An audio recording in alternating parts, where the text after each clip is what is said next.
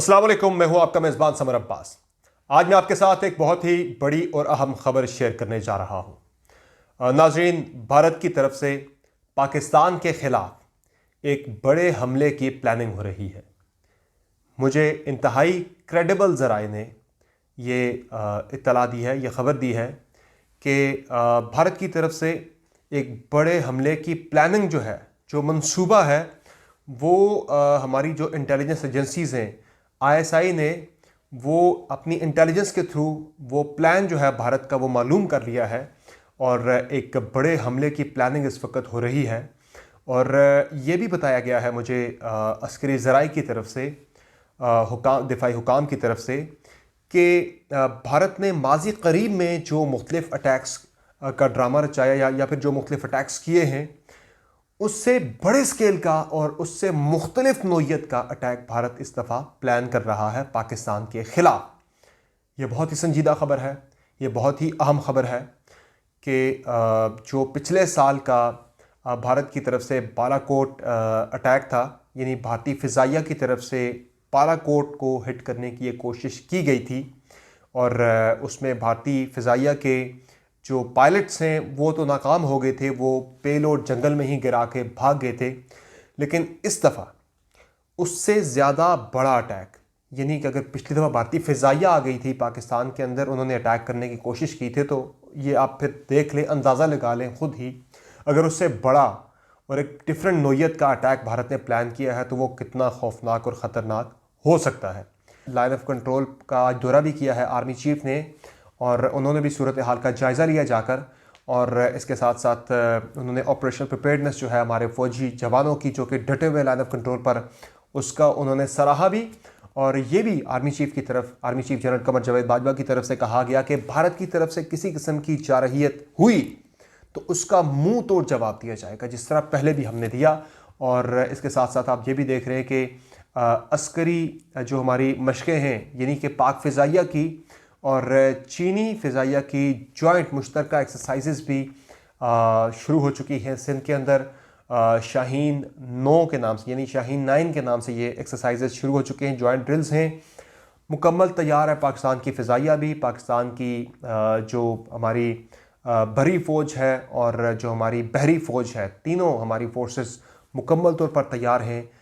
भारत को जिस तरह से शिकस्त का सामना करना पड़ा था फरवरी 2019 में या उससे पहले, इस दफ़ा भी हमारी इंटेलिजेंस बहुत स्ट्रॉन्ग है। जितने भी प्लान्स भारत बना रहा है वो सारे मालूम हो चुके हैं।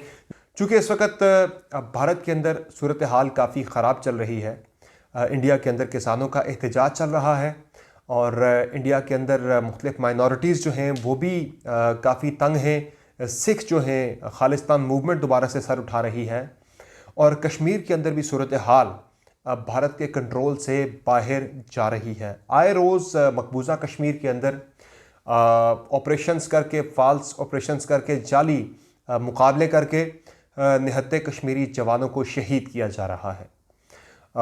इसलिए सिचुएशन कश्मीर के अंदर भी भारत जिस तरह से तवक्को कर रहा था उस तरह से कंट्रोल में नहीं आ सकी। अब फिर यूरोपीय यूनियन की तरफ से भी जो डिसइंफॉर्मेशन लैब ने भारत के हवाले से पूरी एक रिपोर्ट जारी कर दी, जिसमें 750 भारतीय जाली न्यूज़ वेबसाइट्स चलाए जाने का इंकशाफ हुआ और 10 से ज़ायद मुख्तलिफ NGOs चलाए जाने का इंकशाफ, जिसमें UN के साथ लिंक्ड कुछ NGOs भी थीं कि जिन्हें भारत फंड कर रहा था।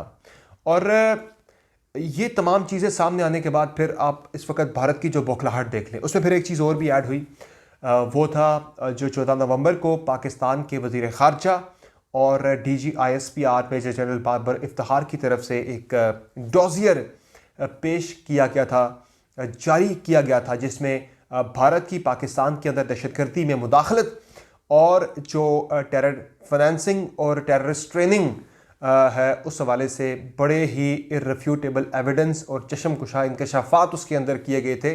तमाम एविडेंस मौजूद है पाकिस्तान के पास। 88 ट्रेनिंग कैंप भारत पाकिस्तान के अंदर दहशतगर्दी के लिए रन कर रहा है। बिलियंस ऑफ रुपीज़ की मुख्तलिफ दहशतगर्द गिरोहों को फंडिंग भारत की तरफ से की जा चुकी है। सी पैक मंसूबे को सबुताज करने के लिए भारत की तरफ से पूरी कोशिशें हो रही हैं। वहाँ भी अरबों रुपए के फंड जो है जारी किए गए हैं, सेल्स बनाए गए हैं, जिन्हें नरेंद्र मोदी खुद देख रहे हैं। अब इन तमाम मामलात में नाकामी और बौखलाहट का नतीजा आपने पिछले हफ्ते देखा, जो लाइन ऑफ कंट्रोल पर भारतीय फौज की तरफ से यूएन मिलिट्री ऑब्जर्वर्स ग्रुप अनमोगिप यानी अक़वाम मुत्तहिदा फौजी मुबस्सिर मिशन की गाड़ियों को निशाना बनाया गया लाइन ऑफ कंट्रोल पर। जो अक़वाम मुत्तहिदा के अफसरान हैं, ऑब्जर्वर्स, वो तो उन्हें पाक फौज ने रेस्क्यू किया, बचा लिया, लेकिन गाड़ियाँ उनकी काफ़ी शदीद मुतासर हुई थी भारतीय फ़ौज की गोलाबारी और फायरिंग के नतीजे में। इस तरह की सूरत हाल आए रोज़ लाइन ऑफ कंट्रोल पर निहत्ते कश्मीरी फेस कर रहे हैं। भारत ये क्यों कर रहा है? भारत जानबूझ के एक तो अटेंशन डाइवर्ट करने के लिए ये सारा कुछ कर रहा है, पाकिस्तान को प्रोवोक कर रहा है, यानी इश्तियाल दिला रहा है, और तीसरी चीज़ यह है कि लाइन ऑफ कंट्रोल पर बसने वाले कश्मीरियों को पीछे पुश किया जाए ताकि पाक फ़ौज को वहाँ पे डीमोरलाइज़ किया जा सके, फ़ौज को अकेला किया जा सके। लेकिन मैं सलाम पेश करता हूँ कश्मीर के उन बहादुर रिहायशियों को जो लाइन ऑफ कंट्रोल पर डटे हुए हैं, अपने इलाकों से पीछे हटने को 1 इंच भी तैयार नहीं हैं। अब नाज़रीन, जो हमले की मनसूबाबंदी है, यानी कि जो एयर स्ट्राइक से भी भारतीय फ़िज़ाइया के तरफ से अटैक से भी ज़्यादा कोई बड़ा मनसूबा है, और उसमें जो इत्तलात आ रही हैं वो इस तरह की मुख्तलिफ आ रही हैं कि वहाँ से कुछ रॉकेट्स अटैक भी किए जा सकते हैं, कोई मिसाइल अटैक टाइप चीज़ें भी प्लान की जा रही हैं। इस तरह की चीज़ें इंडिया इस वक्त प्लान कर रहा है, और यकीनी तौर पर इंडिया के अंदर, इंडिया के पास एक ये बड़ा हथियार है, वहाँ की कोई भी सियासी हुकूमत हो, कि जब भी मुल्क के अंदर वो इंटरनली किसी ट्रबल में होते हैं तो वो पाकिस्तान कार्ड वहाँ पे खेला जाता है, पाकिस्तान के ख़िलाफ़ नफ़रत का कार्ड खेला जाता है। जब भी पाकिस्तान और भारत के दरमियान ताल्लुकात कशीदा होते हैं या ख़राब होते हैं, जंगी कैफियत होती है, तो भारत के अंदर उनके तमाम तर जो लोग हैं वो इकट्ठे हो जाते हैं। यूनिटी यानी नेशनल यूनिटी अचीव करने के लिए इंडिया की गवर्नमेंट ये कार्ड हमेशा से प्ले करती आई हैं, और अब भी बहुत बड़ा ख़दशा मौजूद है कि भारतीय हुकूमत ऐसा कर सकती है। और सिर्फ खदशा नहीं है, बल्कि रिपोर्ट्स भी पाक फ़ौज को ये मौसूल हो चुकी है कि इंडिया एक बड़ा हमला पाकिस्तान के ख़िलाफ़ प्लान कर रहा है। फ़ाल्स फ्लैग ऑपरेशन जो है वो किया जा सकता है, और यकीनी तौर पर एक ही इसमें इंडिया की तरफ से बहाना होता है, झूठा बहाना होता है, दहशतगर्दों की मौजूदगी। अब तो जो डॉजियर के अंदर बड़ी क्लियर चीज़ें आ चुकी है कि दहशतगर्दों की सरपरस्ती कौन कर रहा है, दहशतगर्दों को पाल कौन रहा है, दहशतगर्दों को जोड़ कौन रहा है, दहशतगर्दों के दरमियान कोऑर्डिनेशन कौन करवा रहा है, उनकी ट्रेनिंग और उनकी फंडिंग कौन कर रहा है। इंडिया के हवाले से बड़े ही नाकाबिल तरदीद और ज़बरदस्त शवाहिद दुनिया के साथ शेयर किए जा चुके हैं। अब भारत ने ज़ाहिर उसके काउंटर के लिए पहले नेग्रोटा का एक ड्रामा निकाल कर लिया कि वहाँ पे नेग्रोटा में एक सुरंग थी, वहाँ से पाकिस्तानी गए और सुरंग में वो सामान जो था, वो खाने पीने की अशिया भी पाकिस्तानी थी, असलहा भी पाकिस्तानी था, टेलीफोन भी पाकिस्तानी थे, सिम भी पाकिस्तानी थी।